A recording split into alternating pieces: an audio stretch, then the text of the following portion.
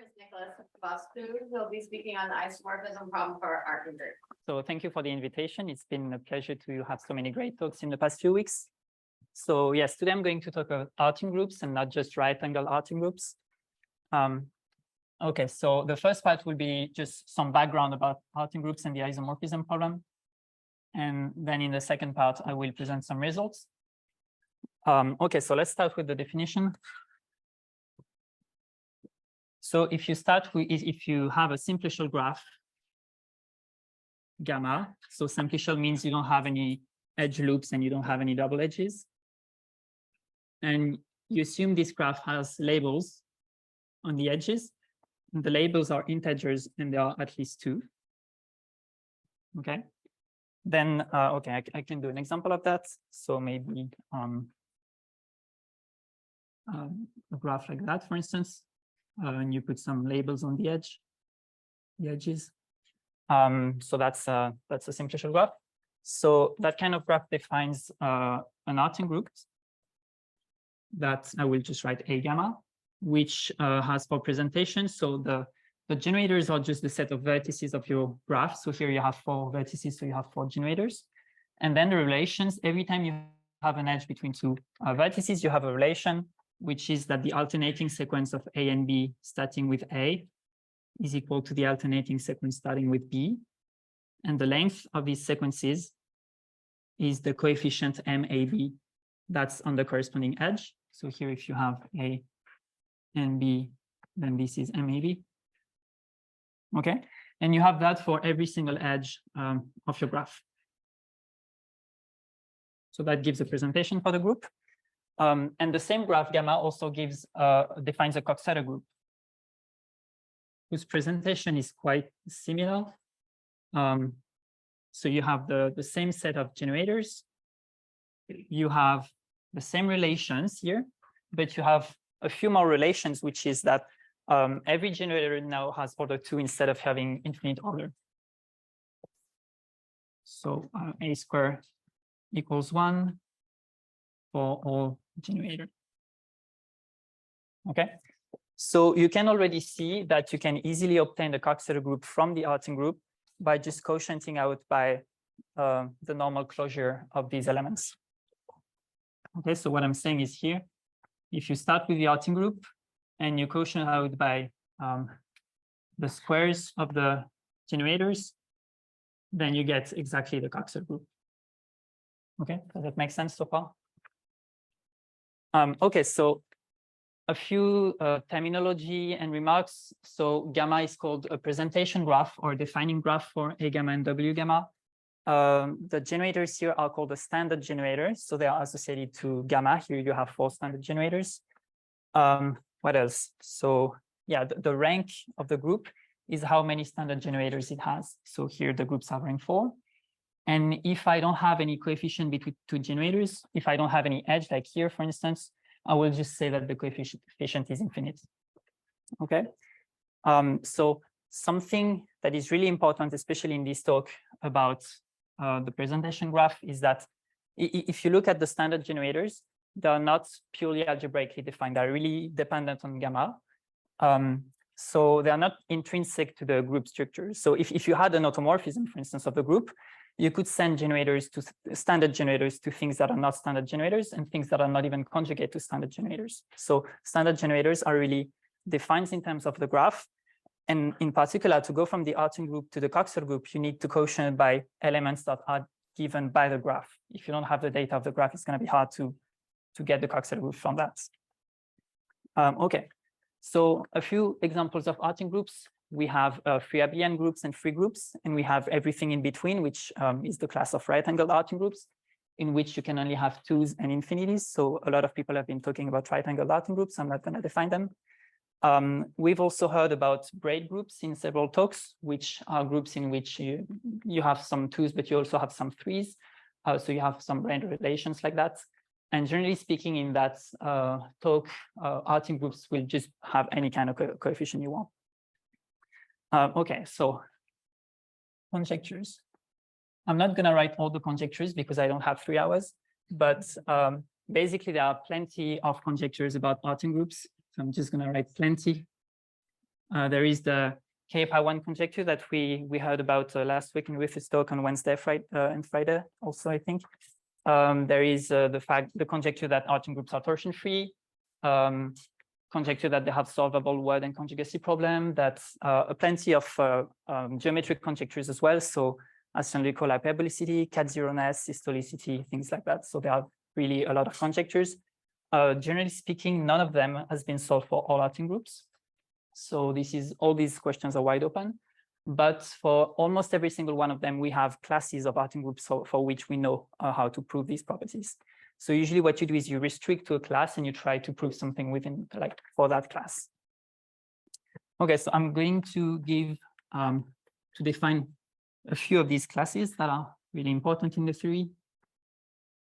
So the first kind of classes of Artin groups that you can care about are classes that are defined in terms of the properties of the associated Coxeter group. For instance, an Artin group is said to be finite type if the associated Coxeter group or the same graph is finite. Okay.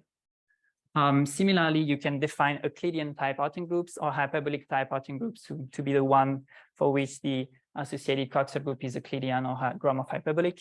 Artin groups are not finite, never, unless it's the trivial group, but it's still interesting to look at Artin groups for which the Coxeter group is finite, because these are usually kind of the smaller Artin groups that are easier to understand. They have normal forms, for instance, so a lot is known for them. And what usually can happen is that you have a bigger graph that is not finite type, but you have pieces of that graph for which, if you reduce to these pieces, you have finite type Artin groups. So it can still be interesting to understand more about the structure of the group.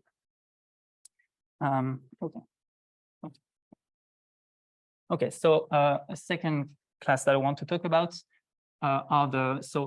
there is a second kind of classes, which are classes that are defined in terms of restriction on the coefficients. So for instance, RAAGs is one, right-angle Artin groups is one of these classes. There is the class of large type Artin groups. So large type, if all the coefficients are at least 3, then the Artin group is said to be large type. So in that case, you allow every coefficient except the coefficient 2. You don't allow commuting relation. And there is a third class I want to talk about, but first I need to introduce a theorem. So this is a theorem from van der Leck. And I think it's one of the theorems that you can see in most papers about Artin groups, because it's really it's really a useful theorem, and it works for all Artin groups. So the theorem is that if you have a subgraph of your graph that is full, so full meaning it's spanned by a subset of the generators, a subset of the vertices, then you have an injection of this Artin group into the bigger one. So that means that the additional relations that you have here don't simplify anything about this group. So it really embeds nicely into the main group. And so when we restrict to a subgroup of A gamma, the subgroup that is spanned by the vertices of gamma prime, we will just write that as being A gamma prime for simplicity. Okay, so these subgroups actually have a name. So A gamma is a standard parabolic subgroup. And the conjugates of A gamma are simply called parabolic subgroup. Okay, and parabolic subgroup are very, very useful. I will come back to that later. Okay, so now onto the family I wanted to introduce. So the family I wanted to introduce is the family of two-dimensional Artin groups. So an Artin group is said to be two-dimensional if when you look at the graph, I said you can look at smaller graphs, and now we know by this theorem that smaller graphs are just Artin groups themselves, okay? So you can look at these Artin subgroups, and you can ask whether they are finite type or not. And two-dimensional means that every finite type parabolic subgroup, finite type parabolic subgroup, has rank at most 2. So at most 2 vertices. Okay, so basically, if you have a finite type parabolic subgroup in one of these, it's either the trivial group, a group generated by just one generator, or it has two generators at most. And in that case, these groups are called dihedral Artin subgroups or dihedral Artin groups. So that's a definition. So A gamma or A gamma prime is a dihedral Artin group if the graph is just a single edge, okay, with a coefficient here that is at least 3. And in that case, I will just write A, B to talk about A gamma for simplicity, okay? So in general, when we say dihedral Artin groups, we allow to have a 2 here, but in that case, this subgroup is just a Z squared, and it behaves really differently from the non-abelian dihedral Artin groups that contain 3 groups, for instance. So in that talk, dihedral will mean at least 3.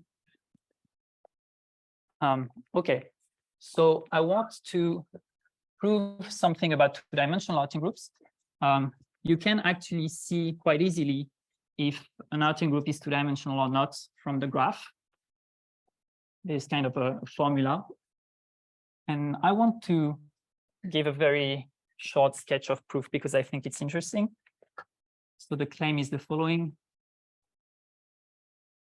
A gamma is two-dimensional if and only if every time you take 3 distinct standard generators, then the sum of the inverse of the coefficients is bounded over by 1. Okay. And the sketch of proof, if you want. So what do we need to care about? We need that every time we take 3 generators that generate an infinite type Artin group. Okay. So generating an infinite type Artin group means generating an infinite Coxeter group. So we want that every time we have 3 generators that generate an infinite Coxeter group. But as it turns out, so okay, so let me write that for every distinct A, B, C. We look at the Coxeter group because that's what we're interested into. And I'm just going to write it WABC. And this Coxeter group acts on the Davis complex. Okay. And this action is geometric.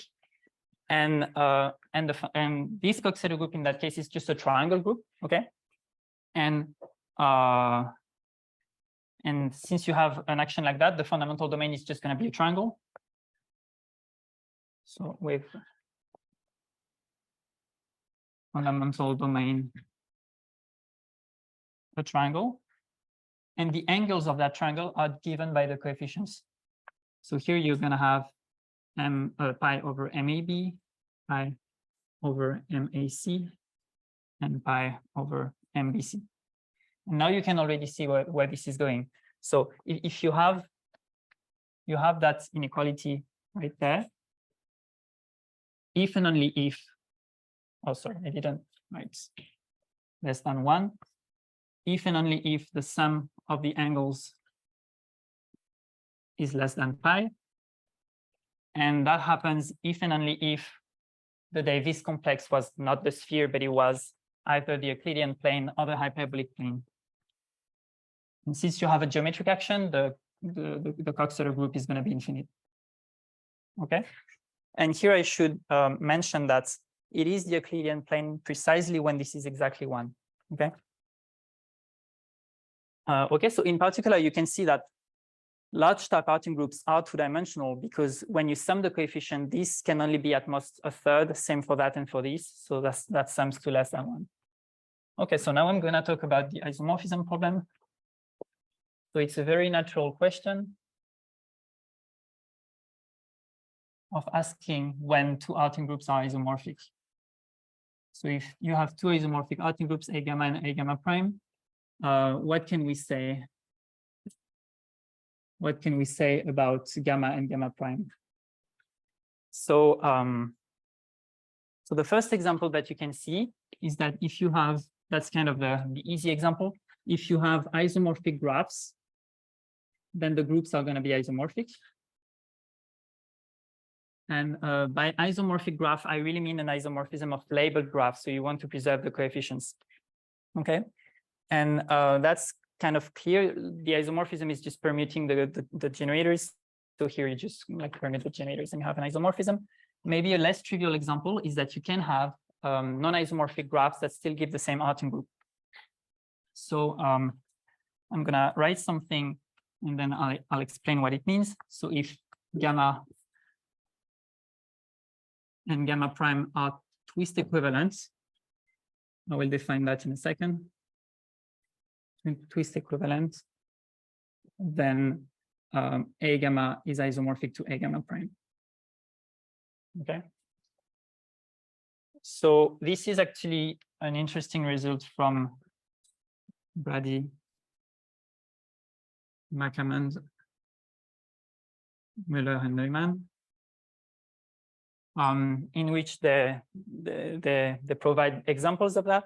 So an example, I'm actually not going to give the full definition, but you'll see in a moment what I mean by twist. So if you start with a graph like that, so that's your gamma, you put some coefficients here like 2, 3, 4, 5, 6. And then you look at gamma prime, which is not isomorphic to gamma, but you can see there is some resemblance between the two. So 2, 3, 4, 5, 6. Then these two graphs are not isomorphic, but they are twist equivalent. So what is a twist? If you have a subgraph of your graph that has two properties, first, it is finite type, and second, it is separating, meaning if you remove that part, you would create one more connected component. Then you can do what is called a twist. So here, for instance, this is finite type, okay, that corresponds to a dihedral group in the Coxeter analog. And this is separating. If you remove that edge, that separates the graph. So you can twist the graph around that, meaning that this half of the graph is going to move here. So that's exactly what happens here. So I can give you more about the precise isomorphism if you want later. So that is called a twist. And this is just the equivalent class.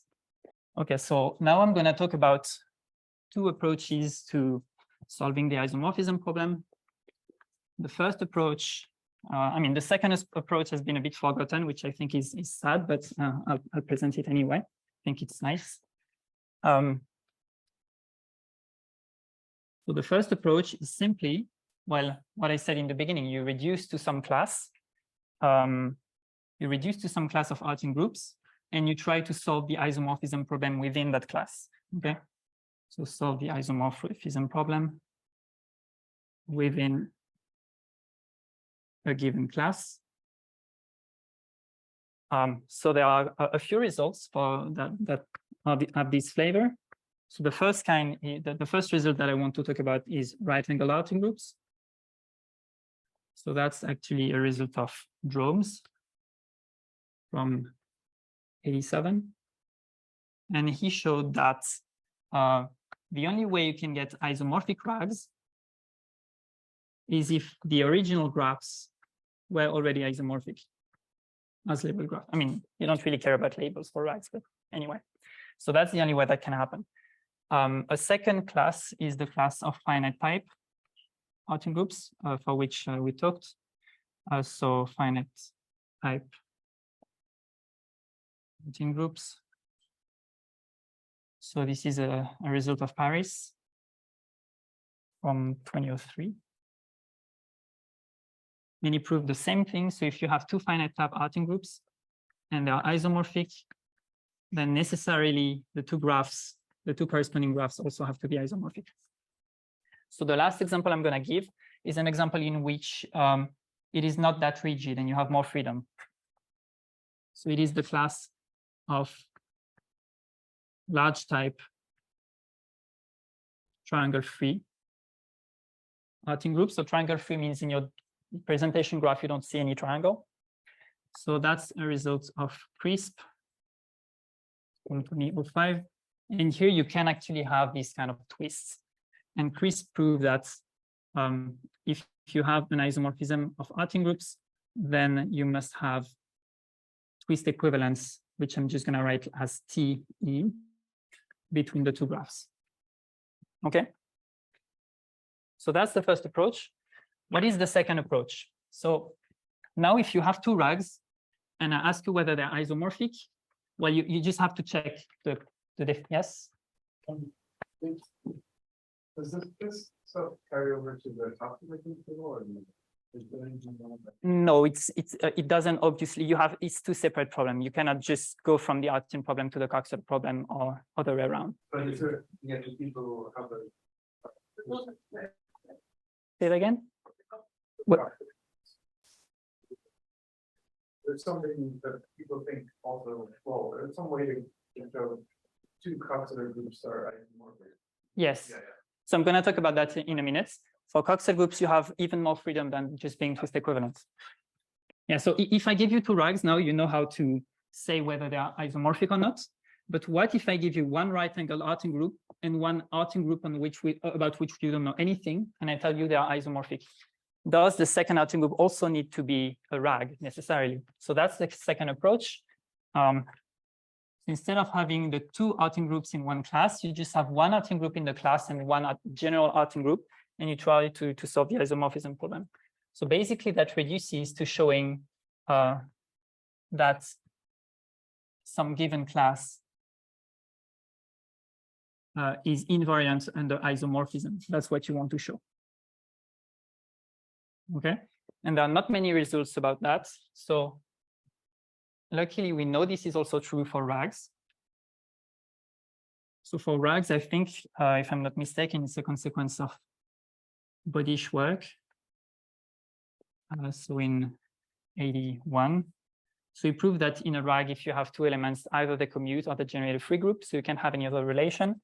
So in particular, if your RAAG was isomorphic to an Artin group that is not a RAAG, the one that is not a RAAG would have an edge that is not a 2. So you would have a non-abelian dihedral subgroup in the second group. So since this is just preserved by isomorphism, you will have an abelian dihedral subgroup in the first group in the RAAG. So you would have some braid relations in the RAAG, and that can't happen by that. And the second class that I want to talk about is the class of two-dimensional Artin groups. So I've given already two equivalent definitions of being two-dimensional. And a third equivalent definition is that two-dimensional Artin groups are exactly the Artin groups that don't contain any Z-cube subgroup. Okay, so they contain no Z-cube. And containing a Z-cube subgroup is something that's preserved under isomorphism, right? So if you have a two-dimensional Artin group, it's isomorphic to another Artin group. Since it's isomorphic, it must also have no Z-cube, so it's also two-dimensional. Yeah, so RAAGs is the only class that we know, I mean, that I know of, for which the two approaches have been solved, kind of. Okay, so maybe now it's time to write what's the conjecture for the isomorphism problem. So the conjecture, which is also due to Brady, McCammon, Miller, and Neumann, is that you have an isomorphism between two Artin groups if and only if your two graphs are twist equivalents. Okay, and as a remark, I want to say, sorry, say that again. Yes, yes. So you may not have only one twist, you could have a sequence of twists. For instance, I think if you have like a graph, which is just a line with like 10 segments or something like that, and it's just 3 on every line, you can twist the edges one by one, and then you can end up with like a 10 pod. It's just 10 edges glued at one point. So you have to do several steps to get something like that. Okay, so this conjecture is interesting, but it's false for Coxeter groups. So that's the first remark I want to make. And I can give an example. So for instance, if you start with that graph here, so remember we're in the Coxeter case here. So this is just a dihedral group. This is just D3 of order 6. And here we have a direct product because we have only 2s, and this is an element of order 2. So this is just a Z mod 2Z. Okay. And now if you look at that graph, which is just a single edge labeled 6, that's also a dihedral group of order 12. And these two are isomorphic. Okay. So for Coxeter groups, you have more freedom on what you can do. Okay.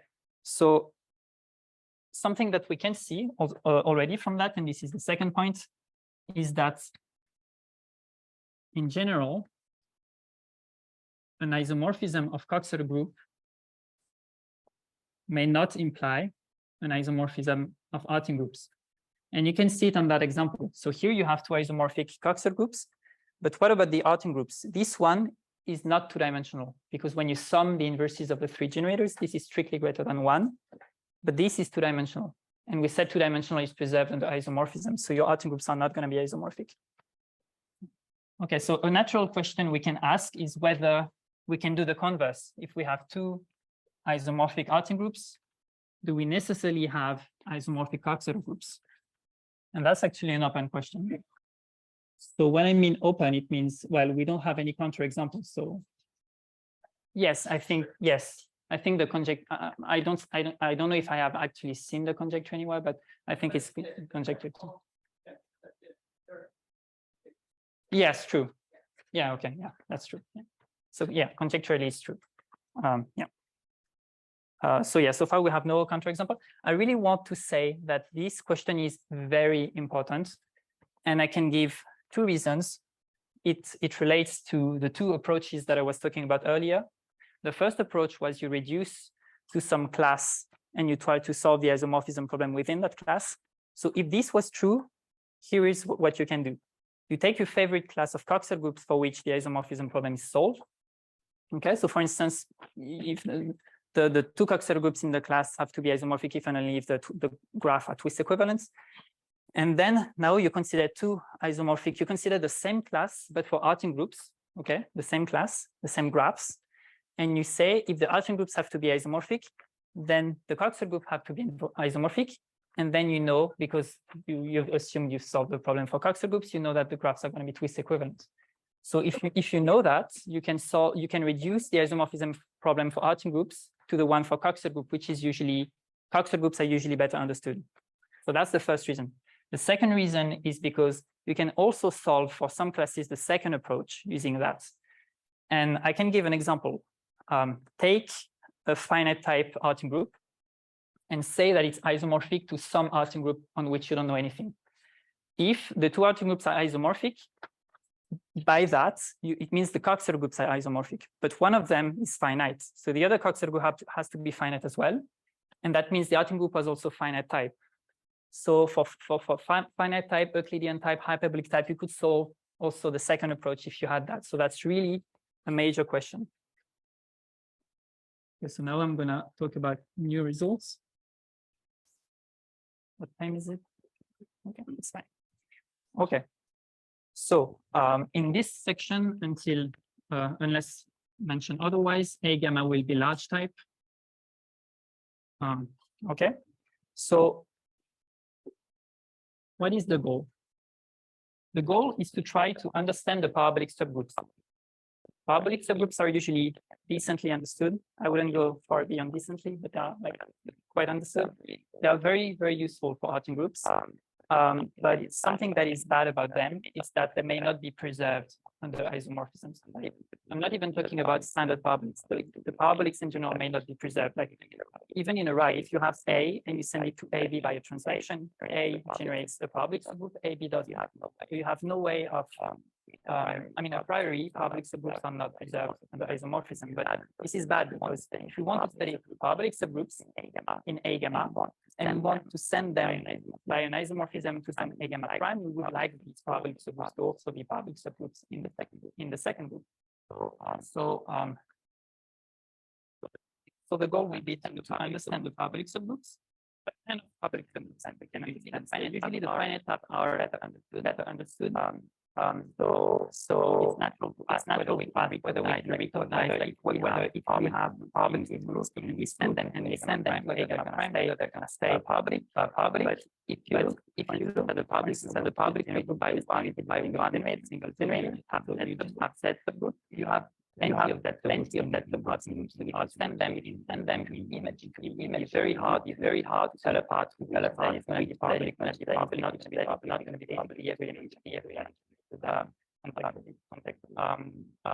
So it's going to be very hard to tell them apart. So what you could do is ask whether the parabolics and the parabolics, whether they have more rigidity, they have a regular relation, and it could happen. For instance, we could hope for all dihedral subgroups being parabolic, hope maybe that every single subgroup that is isomorphic with dihedral is gonna itself be a parabolic subgroup. So that's the goal. So understand the parabolic subgroups of A gamma, and I write algebraic. What I mean by that is that during the rest of this section, we will obviously parabolic subgroups are defined in terms of the representation graph, and they really depend on that. But we will try to define them in another way, which is equivalent, but without mentioning the presentation graph, because if we can do that, that definition will hold to the image, the A gamma prime. Okay, so for that, the approach is really geometric, and I use an action of the Artin group on the so-called Deligne complex. So we've heard about Deligne complexes a little bit last week, but I'm gonna recall the definition. So the Deligne complex is a simplicial complex that I write D gamma that is defined as follows. So the vertices are just the left cosets of the form G A gamma prime. Okay, so that's a set of cosets where A gamma prime is a finite type parabolic subgroup. So that's a poset, and it's you have inclusions in that poset, and you can and then for the n simplices, you just every time you have a string of n inclusions, then you put an n simplex. Okay. So yeah, you have a string like that of strict inclusions. Okay, that makes an n simplex in your Deligne complex. So maybe I should talk about the action of the group on the Deligne complex. So it's just an action on the left by multiplication. If you have G A gamma prime and you act with H, you just get H G A gamma prime. So very, very natural. If you recall what I said about two-dimensional Artin groups, these are the Artin groups for which the biggest finite type subgroups that you can find have rank 2. And here it turns out that you can't have an inclusion of Artin groups, of parabolic subgroups of different rank. So the biggest chance you can have in two-dimensional Artin groups are rank 0 in rank 1 in rank 2. So you have a chain of length 2. So for two-dimensional Artin groups, the Deligne complex is simply going to be two-dimensional. Okay. So there is actually a very nice theorem from Chan and Davis that says that if our group is two-dimensional, then not only the Deligne complex is two-dimensional, but it's also cat0. Okay, so because it's two-dimensional, you can use the link condition to check cat0ness, and the links are just going to be graphs because they have codimension 1. So it's kind of easier to manage for two-dimensional compared to higher dimensional, and there is this great results. And when we have cat0ness, we have a lot of information because we know we have unicity of geodesics, we have non-positive curvature. There is a lot of things we can use. Okay, so let's recall the goal. The goal was to understand the parabolic subgroups algebraically. So maybe a first good step is to try to classify all the subgroups that are abstractly isomorphic to dihedral Artin groups, even if they may not be parabolic. So I will just consider the dihedral Artin subgroups that are maximal, meaning not strictly included in another dihedral Artin subgroup, because otherwise there is just too many dihedrals and it's not even useful to look at the non-maximal ones. So I will just assume maximality. So if you take a maximal dihedral Artin subgroup, H, then you have two options. The natural one is, okay, one possibility is that every element of H is going to act elliptically on your Deligne complex. And if you have an elliptic action from every element, you can actually show that the whole group fixes a single point. Okay, so that's the first case. So either H fixes a single vertex, and the vertex has this form G A A B. So it has to be a vertex corresponding to a rank 2 subgroup. Okay, and in that case, actually, fixing that kind of vertex is equivalent to being the following parabolic subgroup. Okay, you can easily check that this fixes that. Okay, the G inverse cancel the G and then okay. So this is the first case. This is what we want because these are exactly the parabolic subgroups of rank 2. So this is the ones that we want. So maximal meaning it's not strictly contained in another subgroup isomorphic to a dihedral Artin group. To be maximal? Yeah, like yeah. For instance, you take the dihedral generated by A and B, okay, just A, B.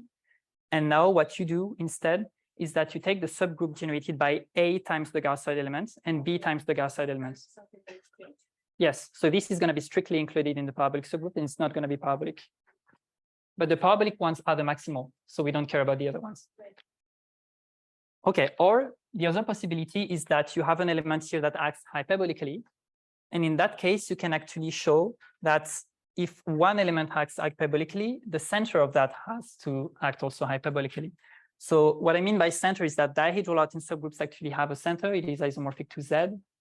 So this is going to be very useful. So the second option is that the center here, which I'm going to write as being generated by small z, and it's isomorphic to big Z. So this acts hyperbolically. And in that case, if you have an element that acts hyperbolically, what you can do is look at its mean set. So the mean set is the sets of points in your Deligne complex that are going to be moved by a minimal amount. Okay, so they are going to be moved by exactly the translation length of Z. So you can look at this mean set, and the mean set actually, it's not easy, but you can prove it decomposes as a tree cross R. So R is just the direction of action, and then you have a tree. And what is very nice is that here, every time you take a line in that tree, you have a line cross a line, so you have a plane, and it's a flat plane. It's an Euclidean plane in your Deligne complex. So the second kind of dihedrals, they can only appear if you have some flatness inside of your Deligne complex. And as I said earlier, you recall you can have flatness only if the sum of the inverses of the coefficient is precisely 1. So in that case, in large type, the only way we can have that is 1/3 plus 1/3 plus 1/3. So it means this can only happen within a 3-3-3 if you have a 3-3-3 subgraph subcycle in your defining graph. So there is more we can say. So H is going to be contained in some parabolic subgroup here with gamma prime equal to the 3-3-3 in here. Okay. So that can, so for instance, if you're extra large, so if you cannot have 2s and 3s in your graph, you're never going to have other dihedrals than the parabolics. But here we have large types, so we need to deal with this. I can give an explicit example of these weird dihedrals if you want at the end. So this is good news and bad news. Good news because we can classify all of them. Bad news because we have other dihedrals. So how do you make sure that if you have an isomorphism, these parabolic subgroups are not going to be sent on these ones in the image? Okay. In that case, parabolic subgroups will not be preserved. So just being a dihedral Artin subgroup is not enough to differentiate them purely algebraically. Okay, so you need some more condition to do that. And as it turns out, there is a condition that can distinguish between them. It's a condition that needs to be purely algebraic because you need to pass it through the isomorphism. So okay, I'm gonna define it. So you don't need to care so much about the exact definition. Just make sure in your head that if a subgroup has that property and you send it to the other Artin group with an isomorphism, then the image of the subgroup is still going to have that property. Okay, you just need to make sure it's preserved by isomorphisms. So I will say a maximal dihedral Artin subgroup has isolated intersections if there exists a maximal dihedral Artin subgroup. I will just write it this way, H2, such that while the intersection is isolated, meaning that this intersection is contained in no maximal dihedral Artin subgroup except H1 and H2. A bit of a weird property, but it passes through isomorphism. It's just formulated in terms of intersections and containment and things like that. Okay. So as it turns out, what we can show is that the set of dihedral Artin parabolic subgroups, so the one we care about, the parabolics, this set is exactly the same as the set of maximal dihedral Artin subgroups with no isolated intersection. Okay. So for the parabolics, it's not hard to see that they don't have isolated intersection, because when they intersect, it's always along a conjugate of a generator, and that is this conjugate is going to be containing infinitely many other parabolics. So you never have isolated intersections. Okay, so what we get from that is that we just proved that parabolic subgroups actually are going to be preserved by isomorphism. Not all of them, but the ones that are finite type on rank 2, so the dihedrals. And this is very nice because in your first graph, you have a gamma prime. In gamma, every time you have an edge, it corresponds to a dihedral, okay? And that means that every time you have, this means since the dihedrals are going to be preserved by isomorphisms, then the edges are actually going to be preserved by isomorphisms. So if you have a gamma and a gamma prime both of large type, then the set of edges are going to be the same and the same coefficients, same number of edges with same coefficients. But so far, it doesn't tell you anything about twist equivalence or isomorphism, because that's just a bunch of edges on each side. You don't know how to glue them together. Okay, but there is something more we can do. So I'm going to define another purely algebraic object. So here there was an object that depended on gamma. Here there was the purely algebraic equivalent. So I'm going to define another purely algebraic object. And I want you to try to guess what this object should correspond to. Okay. So you can propose anything. So if you take an element that is not trivial, this element is said to generate an intersection of dihedrals if there are two maximal dihedral Artin subgroups, or now we could say two dihedral Artin parabolic subgroups, H1, H2, such that, well, G generates their intersection. So that's a purely algebraic definition. Can you guess what G should be, what it corresponds to? Almost, yes. So if you have, say, yeah, that's almost that. So if you have a parabolic subgroup generated by A and B and one generated by A and C, you intersect them, you just get the Z subgroup generated by A. So you can recover the parabolic subgroups of rank 1. And if you look at the generators, you can have A or you can have A inverse. So that's up to inversion.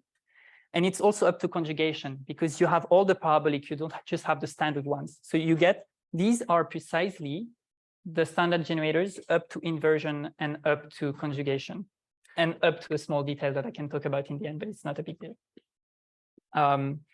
So when we have that, okay. So what do we have when we have that?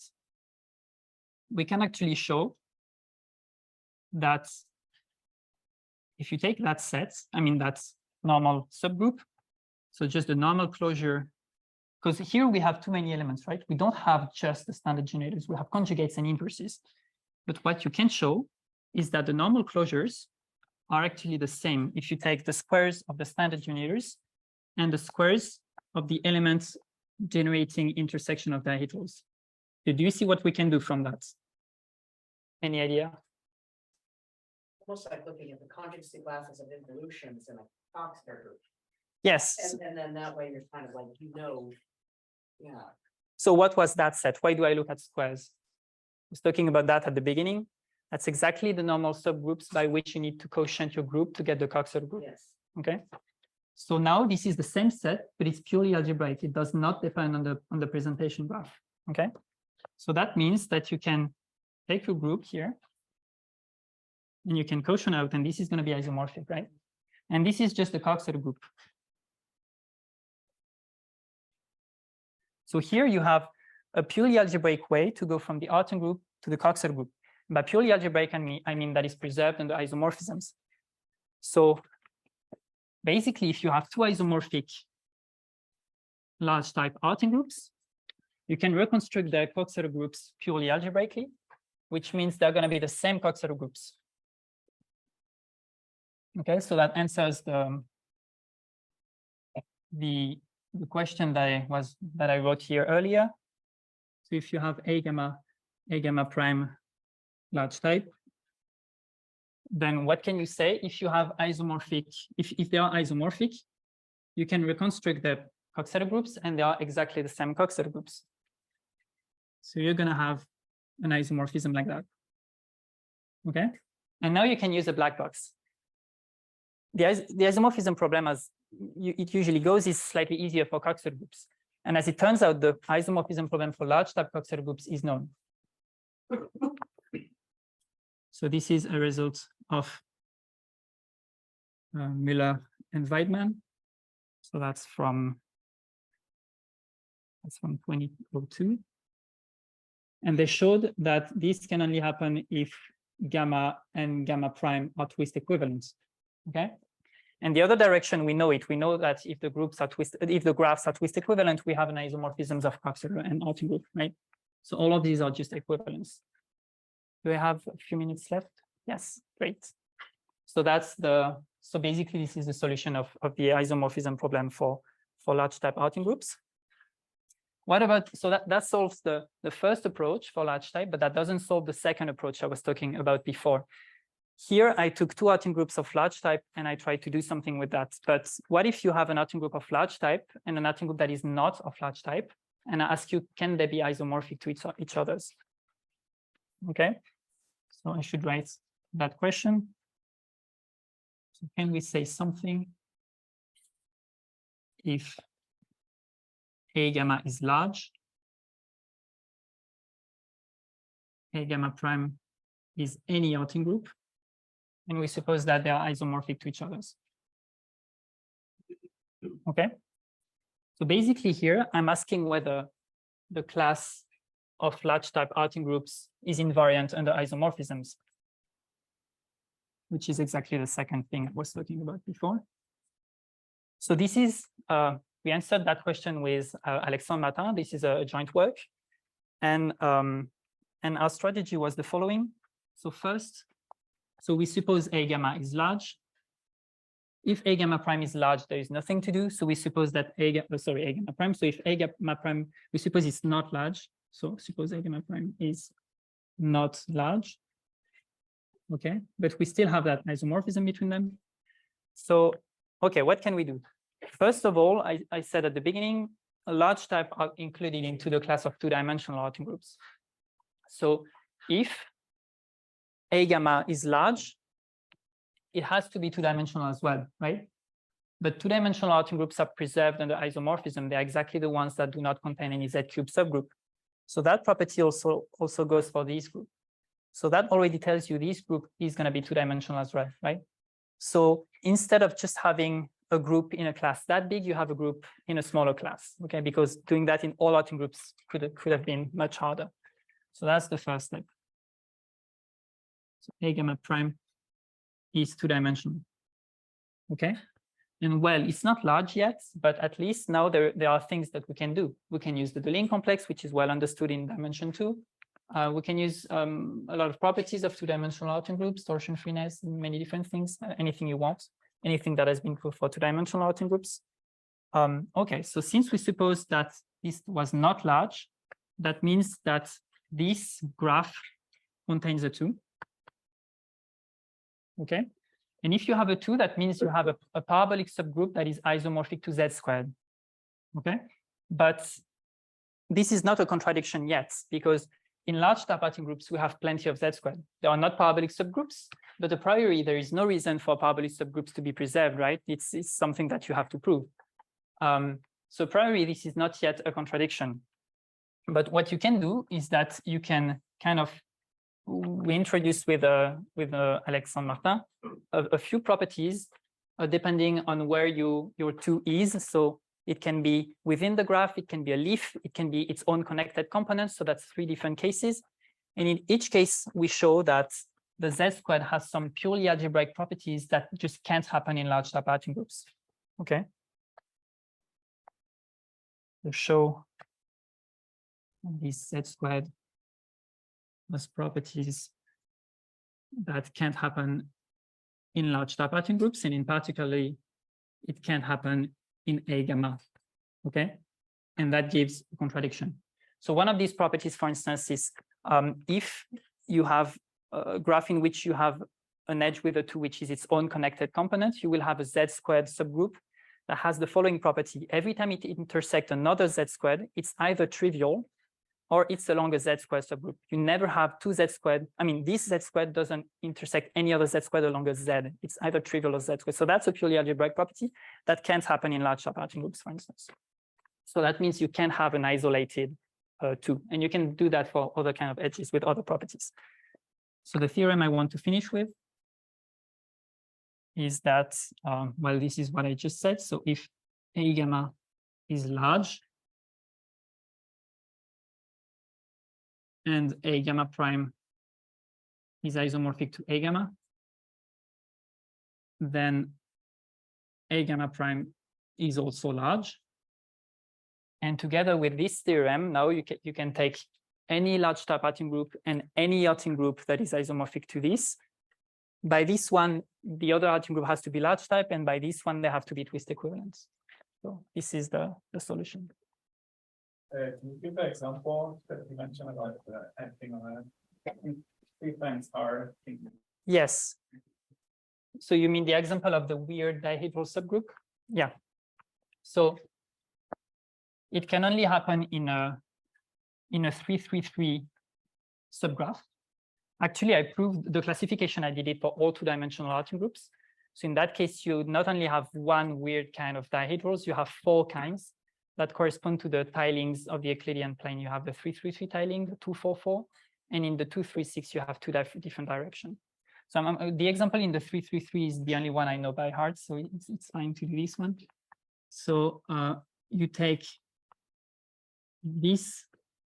Also, a fun fact is that these weird dihedrals, they always have coefficient exactly 4 for some reason. So for some geometric reason, they have coefficient exactly 4.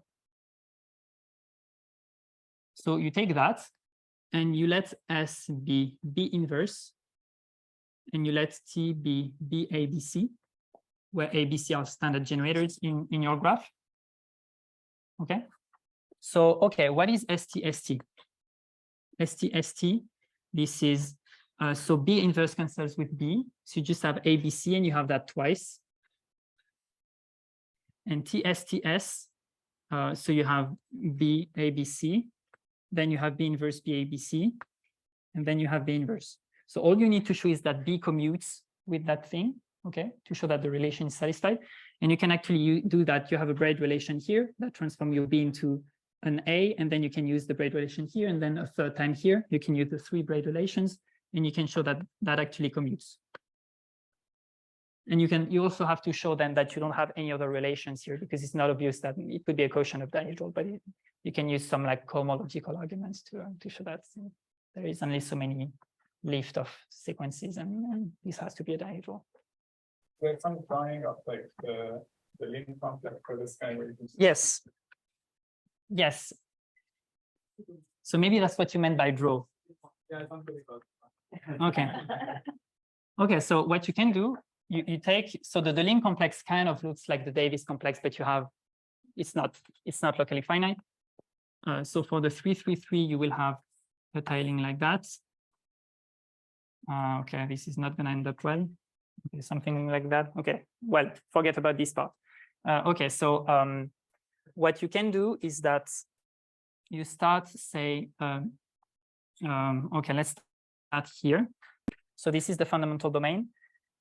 If you look at the elements ABC, ABC, you can see that it's ABC, ABC. So the direction of action of your Z, your central element, direction of action is that direction. And what you can actually, so that's the R component in the tree cross R.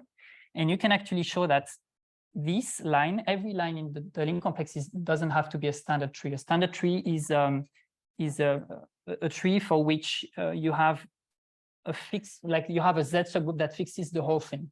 Okay, you could have lines that have a trivial fixed subgroup, but here this actually is contained in a standard tree. So you have a Z stabilizer here that turns around that line, because here you should look like in the Davis complex, you just have a reflection, but in the link complex, this has an infinite order stabilizer. You can think of that as just being a generator A. So you have infinitely many half planes glued together, right? And you have the same here. You can see that you can check that you have the same here. And here you have, I mean, here, if you lie in the middle here, you have a Z mod 2Z subgroup.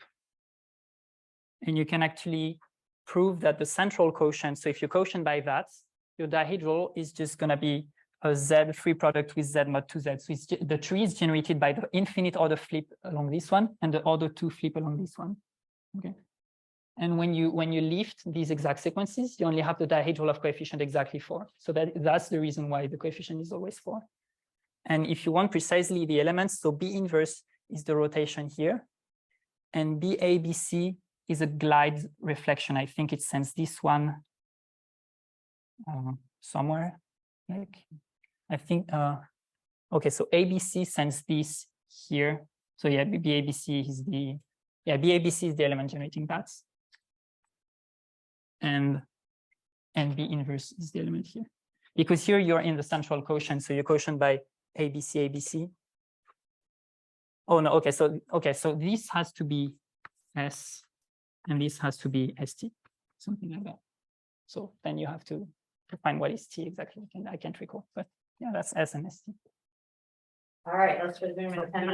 Oh,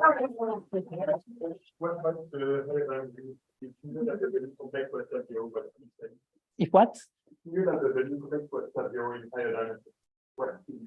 So I've thought about that.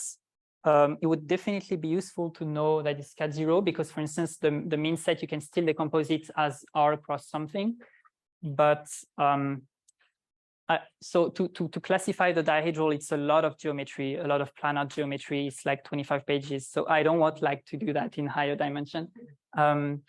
Maybe it's possible, but I think maybe in the grand scheme of things, you could find the same arguments, but when you need to like prove the lemmas one by one, I think that would be quite different.